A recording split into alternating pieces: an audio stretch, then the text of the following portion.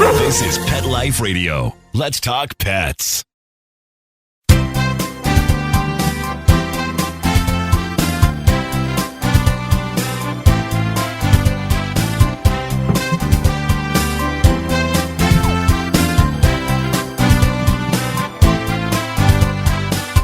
And good morning, good afternoon, however you happen to be this wonderful morning, at least here in LA. It's gorgeous. Sun shining, clear skies. Nice. It's very nice. And I hope you are enjoying some good weather wherever you are. Hope your pets are doing well. I hope you are doing well. I know I'm certainly doing well. You're here live with me for the next 30 minutes here on Pet Life Radio's Ask the Vets with Dr. Jeff. And the basis of our show is to talk pets. It's talking about your pets. It's talking about other people's pets. So if you have any questions, anything you want to talk about, anything that pops up in your heads, anything that you are afraid to ask, you can get me a number of ways. Number one, the good old-fashioned way, give us a call at 877-385-8882. Once again, 877-385-8882. You can also just send me a note right here on PetLifeRadio.com. You scroll down to Ask the Vets with Dr. Jeff, and there's a place you can actually type in a question. And the best way yet is to join us here live on Google Hangouts. There is a link waiting for you. Specifically, it has your name on it on PetLifeRadio.com. Ask the Vets with Dr. Jeff. You scroll down and you will see a link and you can join us. Just click on it and we can see you here live with your pet. And you can ask away, talk about it, anything you'd like to talk about. We would like to thank our show sponsor, at least our new sponsor, and that is Paw Fumes products. Those are products that are sort of developed with me. You can trust them because I put my name on it, and it's great stuff. Amazing grooming and wellness solutions for your pets. They are available online at www.pawfumepremium.com. We have stuff. We have great stuff. My favorite pick. Basically, what we're trying to do is give you veterinary quality that you otherwise can only find at a vet hospital, but you can get it online, order directly from pawfumepremium.com. And they are fantastic. They last longer. The scents are the most unbelievable, thus the name Paw Fumes. Actually, I sort of teamed up with a company that was making sense for both humans and pets called Paw Fume. And they make a lot of perfumes out there for people. And I really love their smells. We said, you know what? I have great products. Why don't we put the two together? So my top products that I just love are my Skin and Coat Emollient Spray. That's kind of a spray that if you have dry skin, you're going to put cream on every day. Well, what do you do for dogs with dry skin? Yes, we're going to give them essential oils. We're going to do fatty acids. We're going to do, bathing, making sure they don't have any infections. But we also want to moisturize the skin and coat. This is a great way to moisturize. Also, we have a great first aid spray. And that is most of the things we apply. Have steroids. You can have an antibiotic, antibacterial. There's some good things. But this is soothing at the same time. It takes some of the pain and irritation away. Smells amazingly good. It lasts for several days. I still recommend you put it on every day, but it's really great. And lastly, my ear cleaner. My ear cleaner is the bomb. Same formula that I had when I had a line in Petco years ago, the number one selling product, ear cleaner in Petco. So that's pretty darn good. So now it's available to you under my new label, which is Paw Fumes by Dr. Jeff Werber. And it is really great stuff. So go online to www.pawfumepremium.com. If you have any questions about the products or you want to know more, anytime, you just give me a call. Or you can just send me an email here to drjeff at petliferadio.com.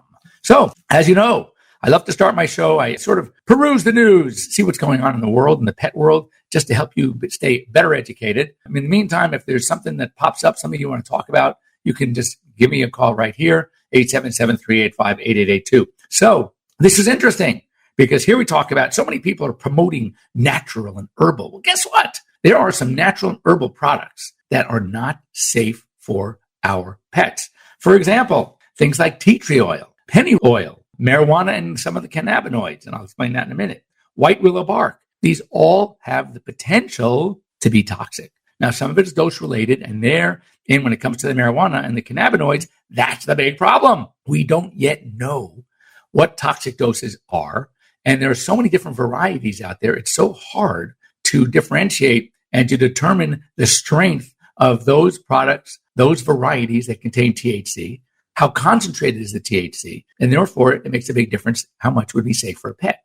And though I am a big fan, as you know, of, for example, some of the cannabinoids, CBD, which is the form without THC, so the cannabidiol, But I will tell you that I do agree with some friends of mine. We had one of my colleagues on here as a guest, Dr. Justine Lee, who's a veterinary toxicologist. And until we know what the toxic doses are, it's going to be really difficult to determine what the therapeutic doses are. So until there's more standardization within the industry, my recommendation is speak to your veterinarian. In states where it is legal, they can have a discussion with you, but proceed with caution. Next, more raw food recalls. If I'm not getting my point home that you need to be really, really careful with raw foods, I don't think there is a week in the last several that I've gone through the AVMA, the American Animal Hospital briefs, and not seen some type of raw food recall. This one, I don't even like the name, carnivore meat.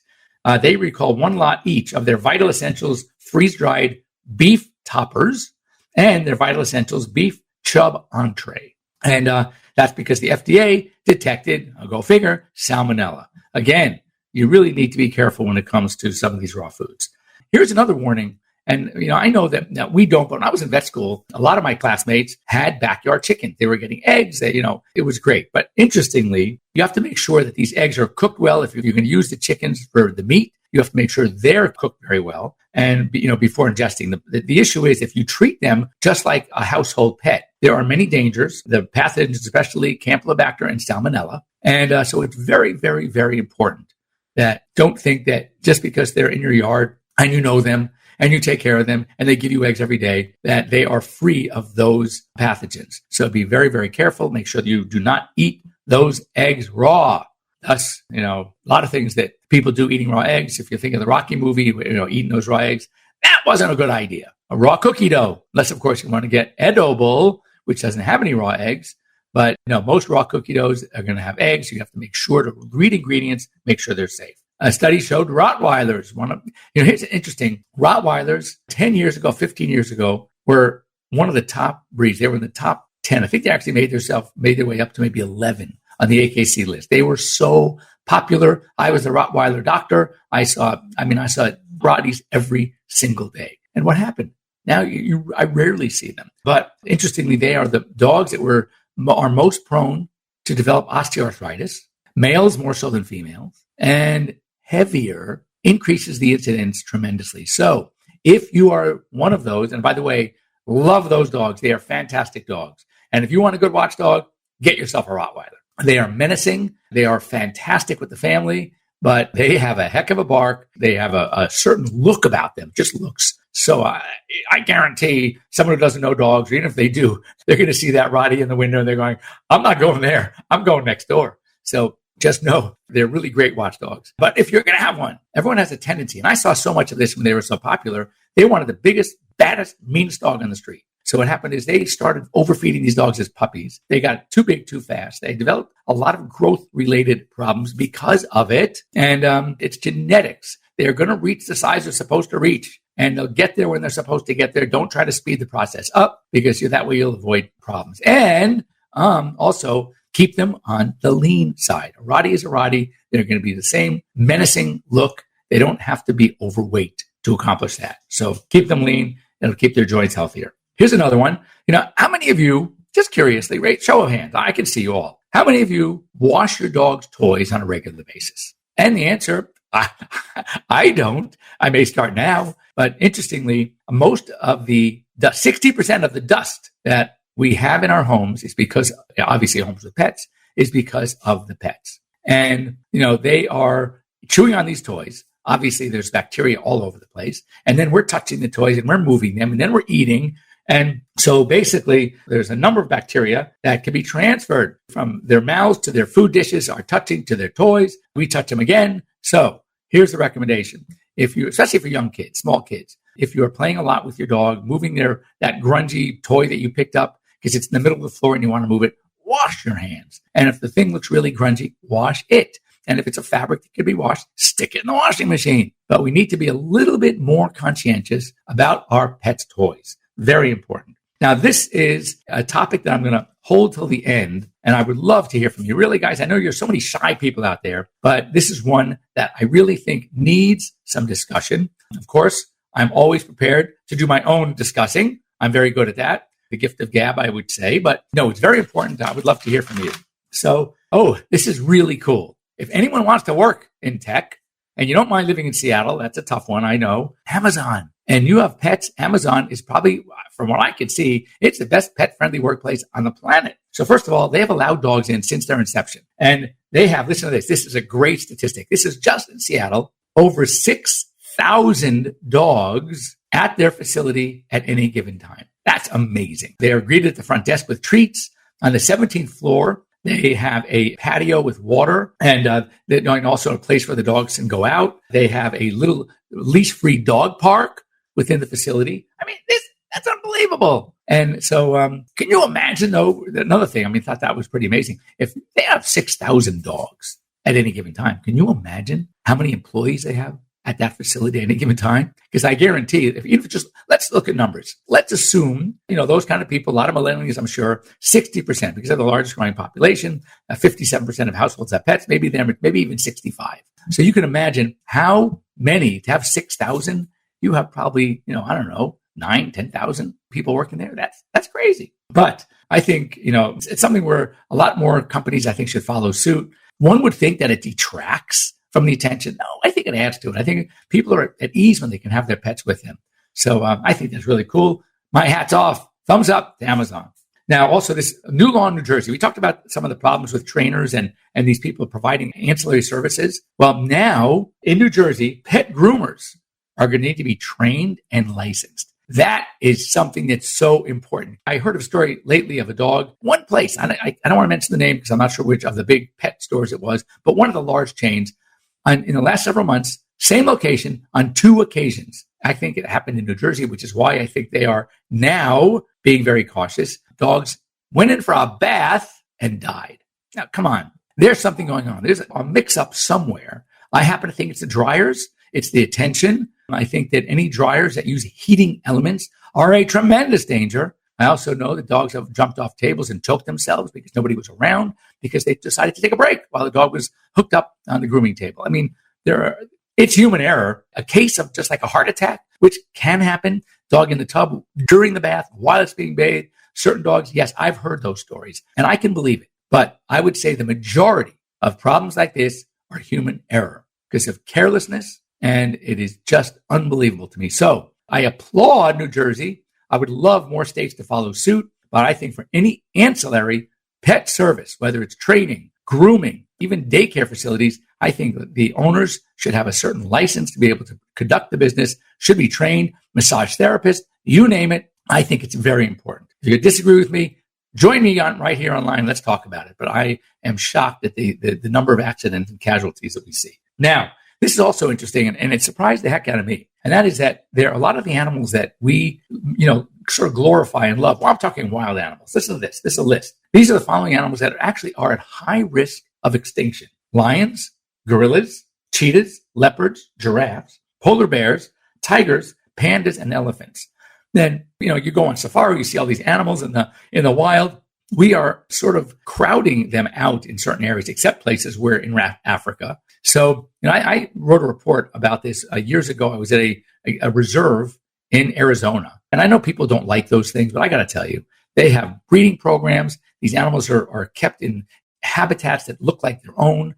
They are so well cared for. They are so loved that, I don't disagree. It's not like just a zoo where the dogs are there, people, walking around and gawking at them. This is really, it's almost like it's like being in a great camp where they are loving it because they're well treated. And I think it's a great way to sort of have official breeding programs that can help the species. Because we all would hate these animals to go extinct. And if they do, it's probably our fault. And also, last week I talked about the problem with trying to ban breed-specific laws. Well, the state of Michigan, the Senate just passed a bill banning dog breed-specific ordinances, which includes ownership bans, compulsory neutering bans, though, of course, we all think they should be neutered anyway. But as far as compulsory, muzzling rules, and requirements that owners carry additional liability insurance. They find it unconstitutional, which I agree. As we all know, in our dog world, it's not the dogs, it's the owners. So that's great. Again, hats off to Michigan. That was really great. When we come back, we are going to talk about something that I really it blew my mind. And I do hope, and I hope I can hear from you, some of the rescue people out there, maybe some shelter people, but this story is going to blow your minds, I promise. Anyway, don't go away. We'll be right back after these messages. We'll be right back right after these messages. Stay tuned.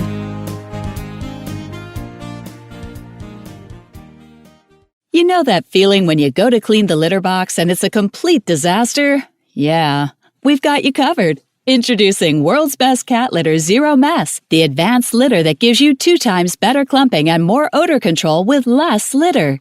Zero Mess combines the concentrated power of corn with super absorbent plant fibers. Translation, scoop once and you're done. Find it at a pet store near you and save $2. Visit www.saveonworldsbest.com. Does your dog itch, scratch, stink, or shed like crazy? Come to Dynovite for help. Order a 90-day supply of Dynovite. Everything we tried failed except the Dynovite. Pick up 2 bottles of Super Mega Fish Oil. Get the 3rd bottle free. Packed with omega-3, DHA, and EPA fatty acids. Super Mega is great for your dog's immune system, healthy skin, and soft, shiny fur. Dogs love it. Try Super Omega Fish Oil. Buy 2, get 1 free. At Dynovite.com. DINOVITE.com. Let's talk pets Let's talk pets on Pet Life Radio. Pet Life Radio. PetLifeRadio.com.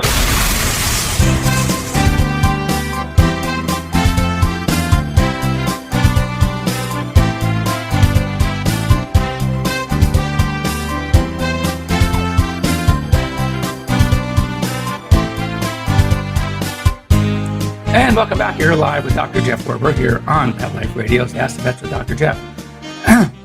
And as I promised, this is a discussion. This is something that's going to blow your mind, as it did mine. And I was so shocked to read this. And here it goes. I'm going to share it with you in all its shocking statistics. It just blew my mind. People affiliated with 86 dog rescue and advocacy groups and shelters in the United States and Canada spent, ready for this, $2.68 million since 2009 to buy 5,761 dogs and puppies from breeders, mind you, from breeders at 2 regulated auctions in Missouri. Now, we know Missouri is one of those states that we have puppy mills. I just did the math. I took 2.68 million and divided by 5761. That came to $465.20 per dog. That means they're at these auctions now to buy, spending $465 to buy them. And again, their logic was, look, we know these dogs are going to end up in the wrong hands somewhere. They may even end up being put to sleep if nobody buys them. So we're at least going to buy them, and we're going to provide them with some good homes. We'll make sure they're spayed and neutered, which they may not if they are sold as puppies through this auction.